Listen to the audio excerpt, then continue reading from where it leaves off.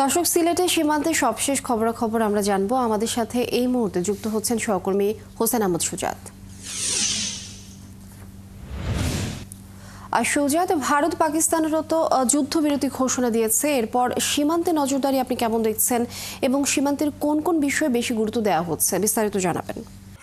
দেখুন লিনিয়া, যদিও USA president অর্থাৎ মার্কিন প্রেসিডেন্ট ডোনাল্ড ট্রাম্পের সমঝোতা ইতিমধ্যে ভারত পাকিস্তান যুদ্ধবিরতি ঘোষণা করা হয়েছে, তবে আমরা যেটা সিলেট সীমান্তে দেখতে পাচ্ছি যে এখনো কিন্তু বাংলাদেশ বর্ডার গার্ড বিজিবি কিন্তু তারা কঠিন অবস্থানে রয়েছে। বিজিবির সাথে আমরা কথা বলেছিলাম, বিজিবি সূত্র আমাদেরকে জানিয়েছেন যে তারা কোনোভাবেই কিন্তু দেশের সীমান্তকে রক্ষা করতে যত ধরনের পদক্ষেপ নেওয়া প্রয়োজন তারা কিন্তু তত ধরনের পদক্ষেপ নিচ্ছেন। আমরা বিজিবি অধিনায়কের সাথে কথা বলেছিলাম, 19 বিজিবি অধিনায়ক লেফটেন্যান্ট কর্নেল জুবায়ের, তিনি আমাদেরকে জানিয়েছেন যে তারা সবচেয়ে বেশি যেটা এই মুহূর্তে গুরুত্ব দিচ্ছেন সেটা হচ্ছে অবৈধ অনুপ্রবেশ, অর্থাৎ সীমান্তে কিন্তু কেউ অবৈধভাবে অনুপ্রবেশ করতে পারবে না। এবং আমরা যেটা দেখেছি যে গত কয়েকদিন আগে আমরা বিভিন্ন গণমাধ্যম সূত্রে জানতে পেরেছি যে বেশ কিছু এলাকায় যারা অবৈধভাবে মেঘালয়ের বিভিন্ন জেলাতে অর্থাৎ আসামে বিহারে থাকতো তাদেরকে কিন্তু বাংলাদেশে জোর করে পুশিং করা হচ্ছে।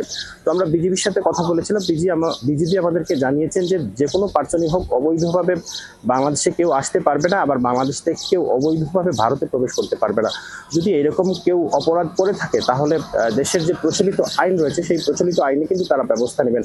পাশাপাশি আমরা বিজিবির সাথে কথা বলেছিলাম, তারা বলছেন যে এই মুহূর্তে তারা বর্ডারে টহল টিম বাড়িয়েছেন, পাশাপাশি স্কুল কলেজ মাদ্রাসায় জনসচেতনতামূলক কার্যক্রম তারা ছড়াচ্ছেন, পাশাপাশি জনপ্রতিনিধি যারা রয়েছেন এলাকার তাদেরকে সম্পৃক্ত করা হচ্ছে যাতে সীমান্তে কেউ অবৈধভাবে অনুপ্রবেশ করতে না পারে। এবং এই মুহূর্তে আসলে বলা যেতেই পারে যে সিলেটের যে সকল সীমান্তবর্তী উপজেলা রয়েছে, বিশেষ করে যোগীগঞ্জ, কানাইঘাট, জৈন্তাপুর, গোয়াইনঘাট, কোম্পানিগঞ্জ, অর্থাৎ প্রত্যেকটা সীমান্তবর্তী উপজেলাগুলিতে কিন্তু এই মুহূর্তে জিরো টলারেন্স নীতি এই মুহূর্তে কিন্তু বিজিবি সতর্ক অবস্থানে রয়েছে এবং কোনো ধরনের যাতে অপতৎপরতা না ঘটে, অর্থাৎ কেউ যাতে সীমান্তে কোনো ধরনের অপরাধ সংঘটিত করতে না পারে এবং ভারত থেকে যে কেউ যাতে বাংলাদেশে প্রবেশ করতে না পারে সেটাই কিন্তু তারা দেখছেন। এবং যে ভারতে অসংখ্য ধন্যবাদ আপনাকে। আমরা নিশ্চয়ই আরো বিস্তারিত জানবো পরবর্তীতে, আপনি যুক্ত থাকুন আমাদের সঙ্গে।